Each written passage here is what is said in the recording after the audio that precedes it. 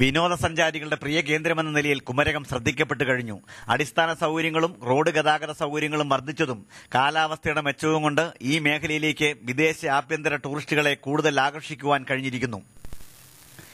ആഗോള സാമ്പത്തിക മാന്ദ്യത്തിൽ നിന്നും അമേരിക്കയും യൂറോപ്പും കരകയറിയിട്ടില്ലെങ്കിലും 2011 അവസാനവും 12 തുടക്കത്തിലും വിദേശ ടൂറിസ്റ്റുകളുടെ എണ്ണത്തിൽ കാര്യമായ വർധനവ് ഉണ്ടായിട്ടുണ്ട്.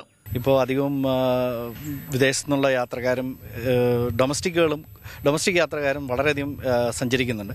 ഈ പ്രവണത ഒരു നവംബർ മുതൽ മാർച്ച് വരെ വളരെ ശക്തമായിട്ട് തന്നെ പോകുന്നതാണ് ഞങ്ങൾ കാണുന്നത്. യൂറോപ്യൻ വിനോദസഞ്ചാരികളോടൊപ്പം ഉത്തരേന്ത്യയിൽ മാത്രം വന്നുപോകുന്ന അമേരിക്കൻ ടൂറിസ്റ്റുകളെയും കുമരകം ആകർഷിച്ചു തുടങ്ങിയിരിക്കുന്നുവെന്നത് സംസ്ഥാനത്തെ ടൂറിസത്തിന് മൊത്തം ഉണർവ് പകരുന്നു.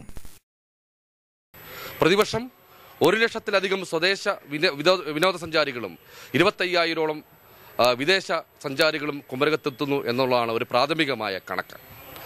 അതുകൊണ്ട് തന്നെയാണ് ഗവൺമെന്റ് ഉത്തരവാദിത്ത ടൂറിസം പദ്ധതി കുമരകം മേഖലയിൽ നടപ്പിലാക്കി വരുന്നത് തന്നെ.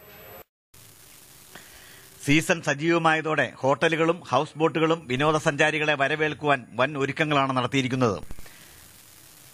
ഇലവീഴ പൂഞ്ചിറയും വാഗമണ്ണും കേന്ദ്രീകരിച്ചുള്ള ടൂറിസം സർക്യൂട്ടും ട്രക്കിങ്ങുമൊക്കെ യാഥാർത്ഥ്യമാക്കാൻ ശ്രമിച്ചുകൊണ്ടിരിക്കുന്ന DTPC കായൽ യാത്രയ്ക്ക് കുറഞ്ഞ ചെലവിൽ സൌകര്യവും ഒരുക്കിയിട്ടുമുണ്ട്. ദൂരദർശൻ വാർത്തകൾക്ക് വേണ്ടി കോട്ടയത്ത് നിന്നും ടോമി മാങ്കൂട്ടം.